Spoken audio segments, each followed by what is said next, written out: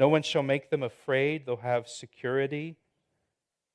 It goes on in verse 5, for all people walk each in the name of his God, but we will walk in the name of the Lord our God forever and ever.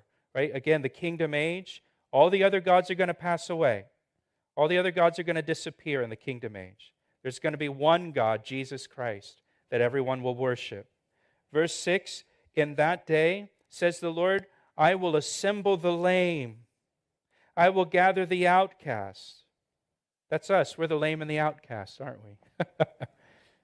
And those whom I have afflicted. I will make the lame a remnant and the outcast a strong nation. So the Lord will reign over them in Mount Zion from now on, even forever. Jesus will reign in Mount Zion, in Jerusalem, forever. And you, O tower of the flock, the stronghold of the daughter of Zion, to you shall it come. This is a reference to Bethlehem. He's going to mention that over in chapter 5, verse 2. Bethlehem Ephratah, to you. Look at chapter 5, verse 2. Though you are little among the thousands of Judah, yet out of you shall come forth to me the one to be ruler in Israel, whose going forth are from of old, from everlasting. We'll talk about that next week. But verse 8, and you, O tower of the flock, the stronghold of the daughter of Israel, of Zion, to you shall it come. Even the former dominion shall come, the kingdom of the daughter of Jerusalem.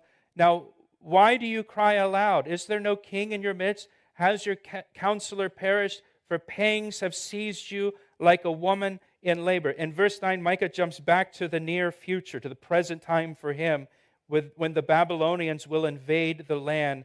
And he describes it as labor pain.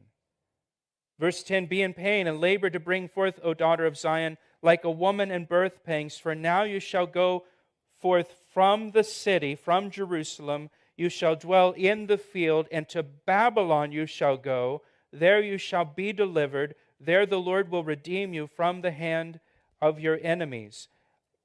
He says here, when Babylon invades the land of Judah, it will be like a woman in labor.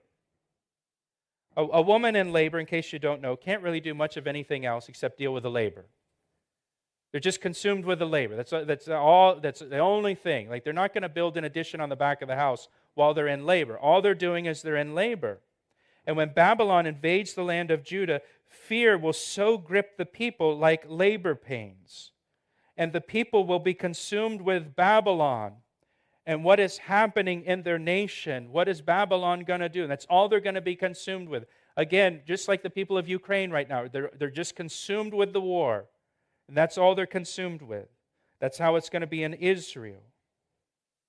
And you should note that when the Lord says through Micah that they will go into captivity in Babylon, he names Babylon by name here. This is roughly 150 years before the Babylonian captivity. And he names the specific country that's going to invade Judah and conquer them, Babylon. 150 years before it happens, this is not some vague prophecy.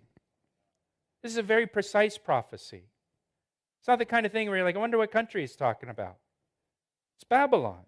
You should also note that when Micah gave this prophecy about Babylon, the Babylonians were nothing more than a nomadic tribe at this point. They weren't even a nation, much less a great empire. And so for someone reading this prophecy in Micah's day, they would be left scratching their head thinking, Babylon? You mean the nomads that live like 1,000 miles away from here? They're going to come and conquer our city? I don't see how that could ever be. Listen, you can always trust God's word. His word will always come to pass. Even if we don't see how it possibly could ever work out or how it's ever going to come to pass, God's word never fails. Notice the Lord also promised to redeem the people from Babylon. And then finally, verse 11 to 13. Now also many nations have gathered against you, who say, let her be defiled, and let our eyes look upon Zion. But they do not know that the thoughts of the Lord, nor do they understand his counsel. For he will gather them like sheaves to the threshing floor. Arise and thresh, O daughter of Zion, for I will make your horn iron, and I will make your hooves bronze. You shall beat in pieces many peoples. I will consecrate their gain to the Lord, and their substance to the Lord of the whole earth. Micah switches back now to the second coming of Jesus Christ, when all the nations of the world will gather against God's people Israel at the battle of Armageddon. And at that time, the Lord Jesus Christ will return to the earth to rescue his people Israel. Isaiah 11 says, he shall strike the earth with the rod of his mouth, and with the breath of his lips he shall slay the wicked. At his second coming. And Israel will dwell in peace and security and prosperity, and Jesus Christ will rule over the earth as King of kings and Lord of lords, and there'll be perfect righteousness and justice on the earth. He's the desire of all nations. In Isaiah it says, he's the one we've been looking for. He's the one the world is longing for. He's the Prince of Peace that will bring peace to this world.